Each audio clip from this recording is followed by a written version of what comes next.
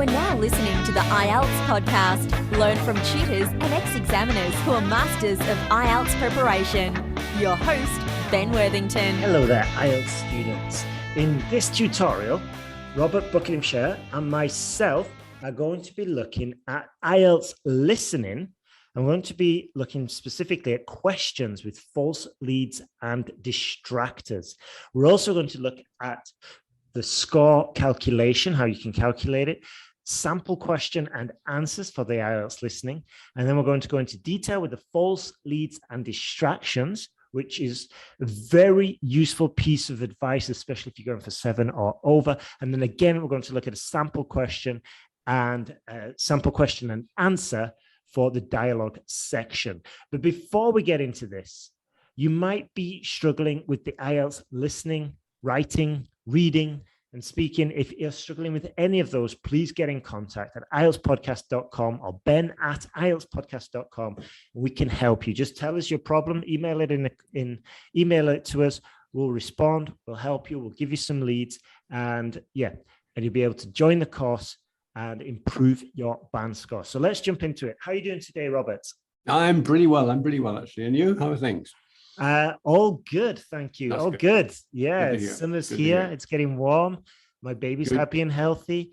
Good times. COVID is in the rear view mirror for most of us. Absolutely. That's true. Have you been vaccinated, Rob? 3 times. Oh yeah, remember 3 times. Yeah. Wow. Yeah. So you're completely indestructible. Immune. Absolutely. Always have been. I think that's what I'd like to think. It's not true, but that's what I believe that. I believe that. All right. Okay, let's jump into it. So in a recent podcast, you were talking about the academic reading test. And that's right. Now you're going to tell us a bit about the listening test, right? Yeah, that's right. I mean, let's start about thinking about the scores you need. I remember I talked about, the test takers. They do, on the whole, score a little bit higher in listening than in reading. I think it was something like an average of 6.3 in listening compared to 6.2 in reading.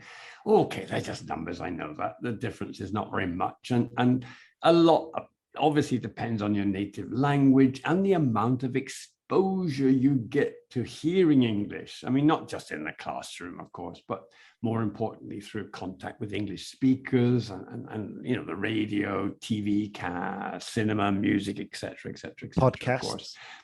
And podcasts. I forgot about that.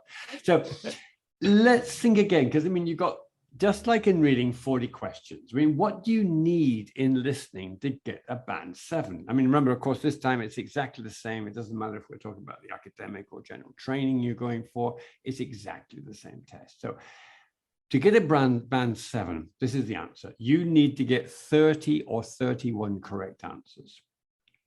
For a higher band score, we're looking at between 32 to 34 for a 7.5. That's better, isn't it?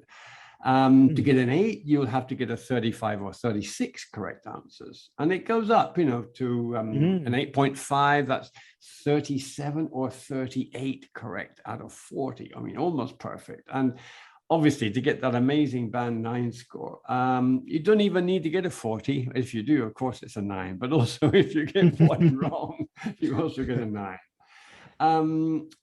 We're thinking the minimum we're thinking of it is 30, like 75% correct. That sounds pretty good, doesn't it? I mean, what about a 6? Do I need to tell you about a 6? It's not what you're aiming for, is it? But we all get a bad day from time to time, don't we? So, believe it or not, to get a 6, you've got to get 23, 24, or 25 correct answers. And then 6.5 in that little gap between them, 26, 27, 28, 29. Okay? So these numbers, they're not so frightening, are they, really? I mean, are they so scary? 75%, I'm getting for a 7, heading for a 7.5. Well, okay. I mean, obviously, the same with reading. I mean, once we know the scores we've got to hit to get, I guess what we should be doing is just a lot of those IELTS practice tests to check progress? And yes, of course, I always recommend test takers to do these tests in the weeks before presenting the exam, obviously, and simply to use the experience, not only to get the feel for the real thing, but also make sure that they are consistently hitting those high scores. In fact, I tell them, aim to get at least 35 or 36. I don't say 30, I say 35, 36 each time, because you know that the exam itself, there's going to be a real situation there. It's going to be a little bit of nerves into play, and you might make the odd mistake, which you wouldn't usually make. So aim higher, aim as high as high. Absolutely. And then you're going in fully confident. You're not gambling your money, because you've got that part of the test secure. And also going for 35 or 36 out of 40, it's definitely worth doing that, because what surprised me when I first got into IELTS was just the tiny margin. There's like 2 points between a band 7 and a 7.5, and half a point in the band score system is such a massive difference. It can be the difference between, studying in Canada or staying at home and studying at a local university, just for those 2 points. And it's half a band score difference just from 2 points, or 1 point. Right. If you're on like a 31 and you get it over to 32, you're up to a 7.5.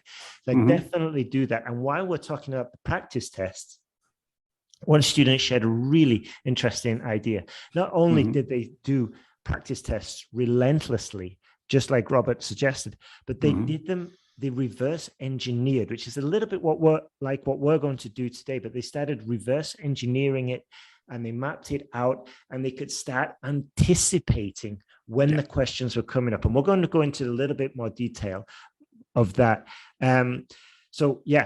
A great point. And there's also quite a bit of pressure during the test, isn't there?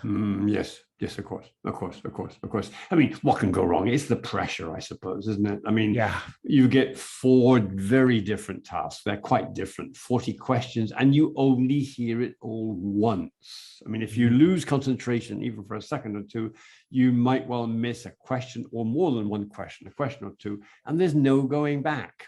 I mean, I think of the 4 sections, actually, I mean, what most test takers tell me is that the trickiest part, the more difficult part, is section 3. That one where several speakers, 2 or more, are talking about something connected usually to their studies.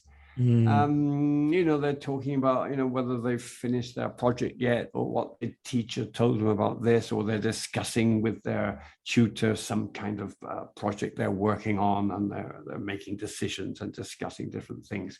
So what I'd like to do is just to take an example of one, and I stole it. I took it from, I think it was number 14, that whole series of official Cambridge Guide to IELTS things. No, this is from the Cambridge Guide, isn't it? I can't remember what year it was, actually. It was quite recent. But in it, you've got this. You've got 2 students, Martina and George, and they are talking about their studies.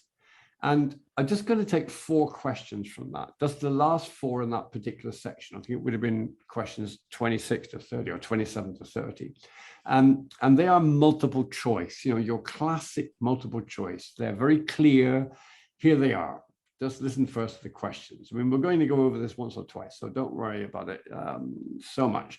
Questions 27 to 30, choose the correct answer, A, B, or C. Question 27, so we are spending our time looking at the questions before listening and answering the questions, of course, says this: Martina thinks the students at her university are A, sociable, B, intelligent, and C, energetic. Wow, energetic students.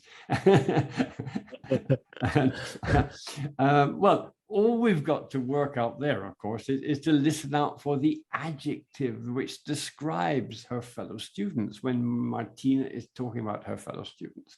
Question 28 goes on to George, and it says this: George hopes that his tutor will help him A, lose his shyness. Is he very shy? B, settle into university. Is he a new boy and finding it difficult? Or C, get to know his subject better. Does he know anything about what he's studying? So George obviously is going to tell us something pretty personal about himself. Question 29 is a lot more factual, actually. It's a very direct question. What does Martina know about her first assignment? A, the topic, B, the length, or C, the deadline. So we're going to pick up there something very specific. Does she know what the topic is? Does she know when she has to hand it in, the deadline? Does she know how long it's going to be? What information do we actually hear? And the third question is about George again. George would like to live A, in a hall of residence, B, in a flat on his own, or C, with a host family. So what are his preferences referring to his living accommodation at the university? Okay, the questions honestly don't look too hard. They're fairly straightforward, I think. But remember, in the listening, as Ben was saying, and the reading test as well, of course, you will often be given false leads, distractors that may confuse you, as well, of course, as paraphrasing and synonyms in the text itself or in the script itself to work on. The important thing is to keep clear. The questions will come in a strict order. They always come in, one after the other. They don't change the order. So, and you should not jump at the answer before you hear all the relevant information. So what we could try... Sorry, I just want to interrupt. This is so true. I was speaking with a person who actually writes these exams, and sometimes they will just throw in something that seems like it's obvious, but the thing is, just like you just said, Rob, you got to listen to it all, because it's there. It's exactly as a false lead, but it's just explaining the false lead for anybody who didn't get it. It's like it seems like it's the answer. It seems the obvious choice because it's exact. It's almost an exact match. But then what they might do is just go back and contradict themselves, and then basically tripping up all the people who didn't listen to it in its entirety, didn't listen to it all before marking their answer. So are we going to read this script together, Rob? Well, I don't know. We could try it. I mean, let's do that, but let's change it to Martin and George instead of Martina and George, if that's all right. I thought you would like to be Martina. I mean, not today. That's my other podcast. That's my other. That's Martina Worthington on Fridays. But anyway, let's jump into it. So I'll be Martin. You can be George. Yeah. All right, let's do it. So Martin starts. Yes, it's the same for me. How are the students at your place? Oh, well, I haven't really met anyone yet. They all seem a bit quiet. Perhaps they're working hard. They don't appear to be very studious here, but they are very friendly. I must say, I've been doing a lot of sitting around and chatting. Well, that's over the last week or so. Yeah, Martin. Well, that's good. That's good. The only person I've spoken to really is my tutor. He's very approachable and seems to understand how difficult it can be starting university. Yeah, it's good to have someone you can talk to, and he may help you meet other students. Actually, that doesn't bother me. I'm bound to get to know some people sooner or later. It's more a question of finding out what I need to do, where to go, and so on. Oh, I hope you can help me with that. Oh, I would have thought so. Well, we certainly have a lot of work ahead of us. Seems like a long time, doesn't it? Studying for 3 years. Yes, it does, but I'm sure it'll go quickly. I'm really dreading the first assignment. Yes, for the course I'm doing, we have to hand our first one in at the end of the next month. Really? So have you got the topic yet? No, but we'll get it soon. I'm not sure how much we have to write yet. Not too much, I hope. I know what you mean. And it's hard to study, especially where I am now. Oh, where are you living? oh, I'm living in a hall of residence. I thought that would be a good idea as there'd be a lot of people around, but I'm finding it a bit noisy. I can see that I'm going to have problems when I really need to get down to do some work. So I guess you need to be somewhere on your own then. Yeah, well, I do like to have some people around me. So I think I'd prefer to live with a family somewhere in a house. I mean, not too far from the university. Well, good luck with that. Yeah, thanks. And good luck to you too as well. I mean, I have to dash now. I've got another lecture in 10 minutes. All right, bye. Talk to you later. See you later. Bye-bye. Bye. Bye. Wow. Why aren't we getting Oscars? That was amazing. All right. What worries me? Why is George phoning Martin and not phoning Martina? No, come on. What's up? Okay. Okay. 27. If we get round to 27, remember it was asking about Martin. We're going to call him Martin now, and not Martina. And the question was that Martin thinks that the students at her university are sociable, intelligent, or energetic. But remember what Ben, playing the part of Martin, said. He said this: they don't appear to be very studious here, but they are very friendly. I must say, I've been doing a lot of sitting around and chatting over the last week or so. There doesn't seem to be too many issues with that question, I think. Very friendly, sitting around chatting are our clues. Are there any distractors? Well, not really, not particularly either. So it's a simple synonym in that case. Very friendly, sociable. Sociable, friendly, same kind of thing. Question 28 is not so easy, is it, though? Because George mentions that the only person he's really spoken to so far is his tutor. Does that mean he's shy? Well, no, because he goes on to say that not meeting other students yet doesn't bother him. Remember what he says? He just says, yeah, that doesn't worry me. I mean, he's not lonely or anything. He's not worried about meeting people yet because he's sure they will get in touch with other people pretty soon. He says, they don't appear to be very, no, sorry.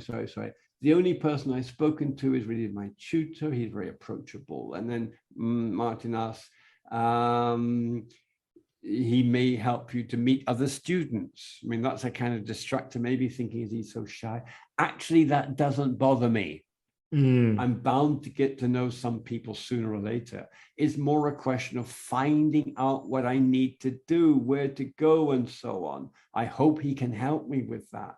So that's it. He's lost. He doesn't know where to go, what to do. He needs a bit of direction. He needs a bit of help with that. So the answer to that one is, if we go back to our questions, it can't be the shy option. It can't be A. The other options were settle into university or get to know his subject better. What do you think? What do you think? What is the meaning? I would go for, settle into university. Yeah. Yes, it's the idea of getting to know, getting around the place. How are you settling in? I mean, that's the idea of getting to know, if it's a university, where the best places to get a coffee and where the library, which section in the library your books will be. There's nothing about the subject there, is it? It's finding out what I need to do, where to go, and so on. Nothing about the subject. Nothing about the subject at all. Although it's quite a good distractor, because you think getting to know his subject better. Oh yeah, that's what I was thinking. So strongly the university with studying something. Question 29, on the other hand, is also quite interesting because we've got there, I think it's the most direct of all of them, actually. She says this because, sorry, he. It's all about that first assignment, isn't it? Do we have a deadline? Do we have the length of it? Do we have the topic? Neither George nor Martin are particularly happy about this idea. They're a bit frightened about this first assignment. And Martin says this directly. Yeah, for the course I'm doing, we have to hand our first one in at the end of next month. Really? Do you have the topic yet? No, but we'll get it soon. I'm not sure how much we have to write yet. Not too much, I hope. Okay, so how much to write? No idea. No idea of length. Topic? No, not yet. Hand in the first one. Hand the first one in. So deadlines, hand in. Again, it's that synonym stuff. It's a fairly direct one. Fairly direct. Absolutely. And it's interesting in this one because it gives you two options. Yeah. But you can't discount those two options until you've listened in the question, until you've listened to the entire like 3 or 4 sentences around the answer. So it's like what we were saying before, like you've got to listen to the entire sort of like text or script before you make your decision. And then it just confirms it at this one. Now, the last one, I think, underlines what you've just said, and even more so about where he would like to live. If we go back to the question, it's a very simple matter of what does George, or where does George, or where would he like to live? In a hall of residence, in a flat on his own, or with a host family? Okay, so we've got that amazing distractor, because those amongst us who might think, yes, let's jump on the first thing I hear, would go for this. Where are you living? I'm living in a hall of residence. Oh, hall of residence.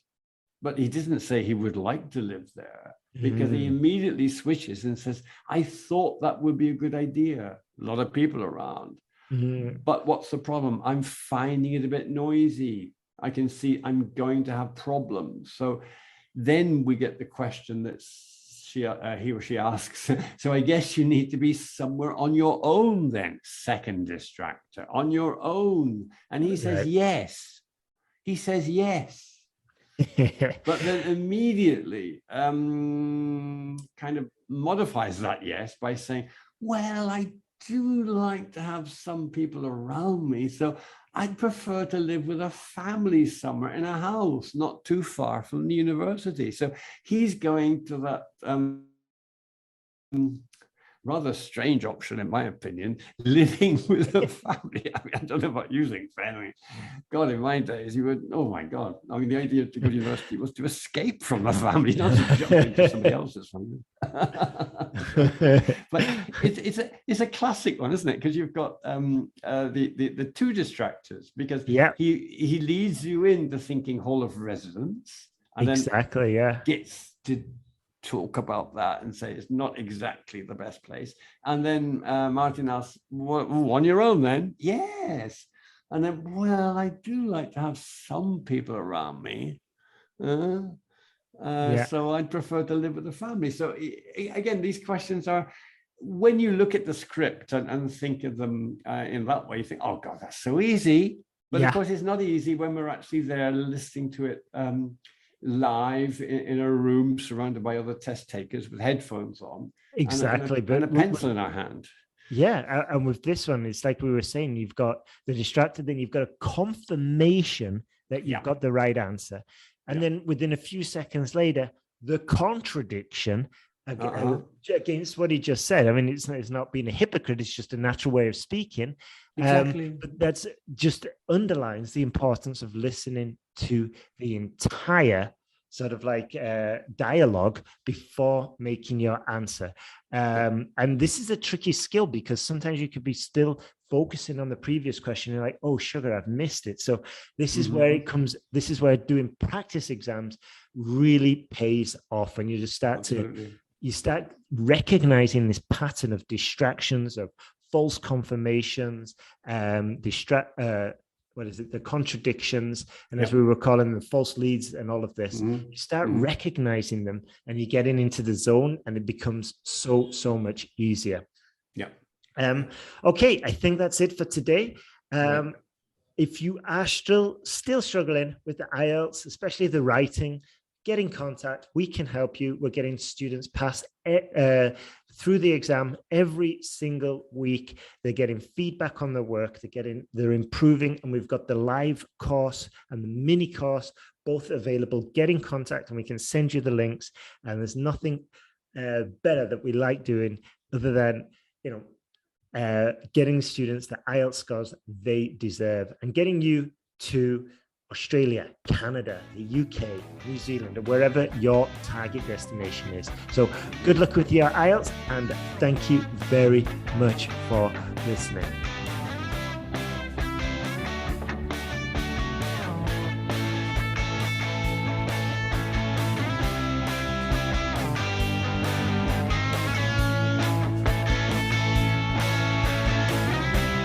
Thanks for listening to IELTSPodcast.com.